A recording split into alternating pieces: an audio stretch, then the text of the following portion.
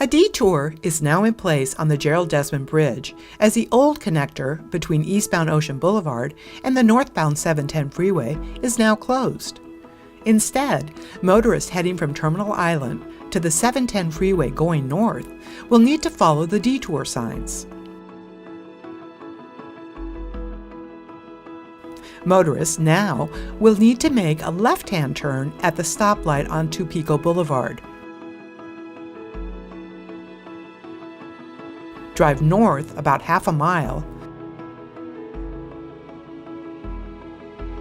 and then at the 9th Street entrance, turn left again onto the 710 on-ramp.